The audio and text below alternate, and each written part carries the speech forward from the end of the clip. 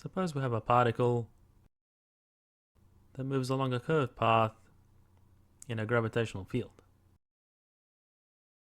Then the work done by the gravitational force as the particle moves an infinitesimal distance along the path ds is the dot product between a gravitational force and a displacement vector. And we can write this dot product in scalar form if we resolve the displacement vector along the radial and theta directions. So the gravitational force only does negative work in the radial direction, which we can rewrite as follows. And now we can integrate from R1 to R2. So now if we substitute for the gravitational force,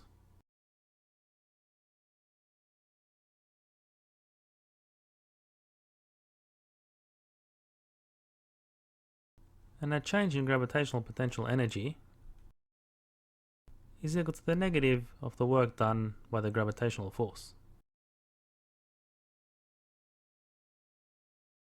And now evaluating this integral gives the following expression.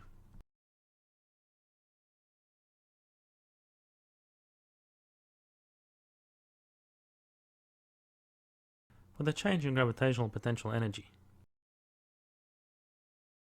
So for example, if R2 is greater than R1, then we get a negative result in a bracket, and therefore a positive change in potential energy, as the particle is doing work against the gravitational field to get to that position. And given that the force of gravity is a conservative force, then the change in potential energy only depends on the endpoints and not the path the particle takes.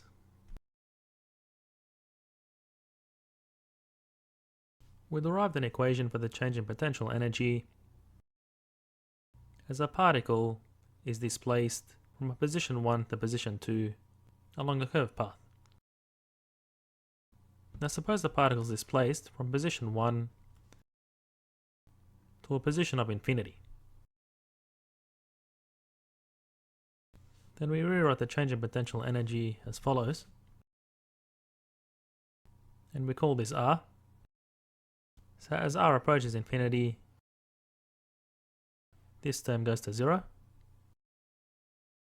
and we choose our reference potential energy at infinity to be 0, which gives the following expression.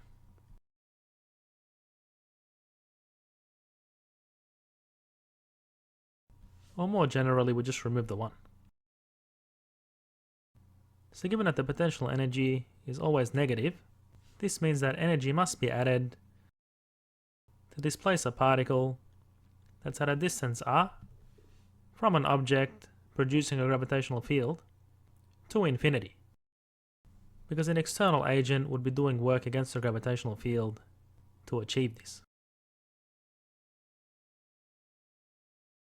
The kinetic energy of a satellite in a circular orbit can be written as 1/2 by the mass of the satellite by the speed of the satellite squared. And you can also write this using the angular speed and the moment of inertia, which gives you the same result, because the speed is related to the angular speed as follows.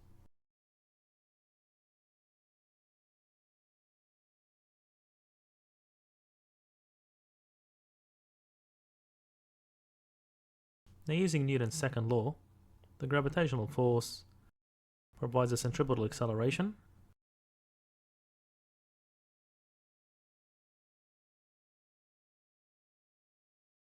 and doing some cancellations,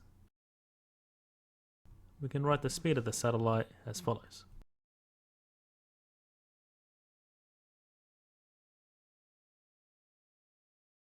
And if we substitute this in a kinetic energy expression,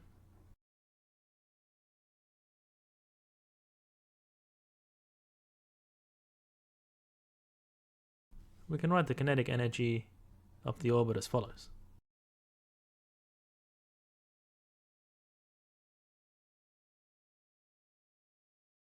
So given the speed of the satellite is inversely proportional to the square root of the radius of the orbit, then it makes sense that the kinetic energy is inversely proportional to the radius of the orbit. The total mechanical energy of a satellite orbit around the Earth is the sum of the kinetic energy and the potential energy. And we derive the kinetic energy as follows.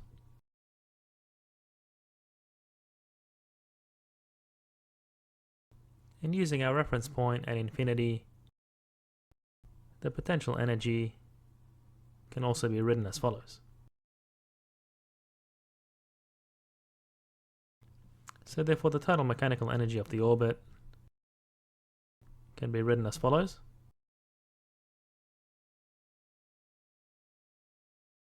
And is inversely proportional to the radius of the orbit. And it's equal to 1/2 of the potential energy, and always less than 0. We can find the escape speed of a rocket fired from the surface of the Earth using the conservation of energy, which is the minimum speed required to escape the gravitational field. And in an ideal non-orbiting case like this, we can apply the conservation of mechanical energy, where the sum of the initial kinetic and potential energies is equal to the final mechanical energy. So because we want to find the escape speed, which is the minimum speed to escape the gravitational field, then we set the speed at infinity to be 0, and therefore the final kinetic energy is 0. And we also took our reference potential energy at infinity to be 0. So therefore, the kinetic energy can be written as follows.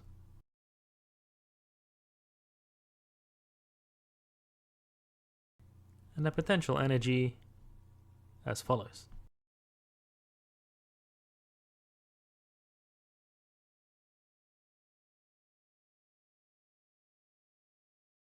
And now we can solve for the escape speed.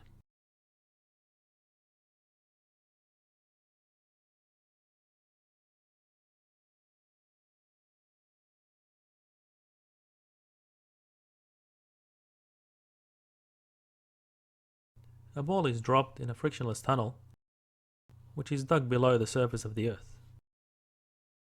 Derive the change in gravitational potential energy as the ball moves from A to B.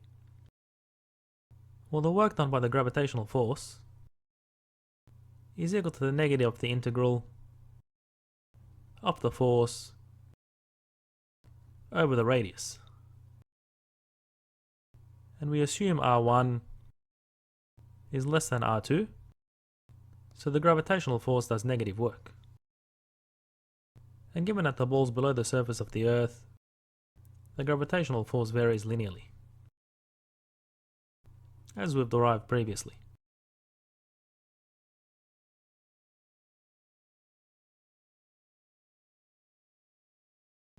And if you evaluate this integral, you'll obtain the following expression.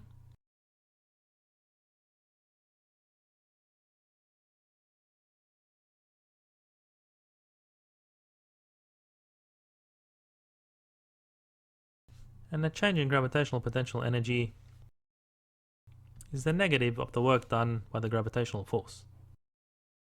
And in our case here, the ball starts from the radius of the Earth and ends up at B, which is at a distance r from the center. Now part B asks us to derive an equation for the speed of the ball as a function of r from the center of the Earth. We're using the conservation of energy between points A and B. So from this expression, we have the negative of the change in gravitational potential energy, which is UA minus UB, and that's equal to the change in kinetic energy. And because the ball's dropped from rest, the change in kinetic energy is 1/2 mv squared. Then you can substitute this expression and solve for v. And I'll leave it for you to do part C. We are asked to find the point where the speed of the ball is at a maximum.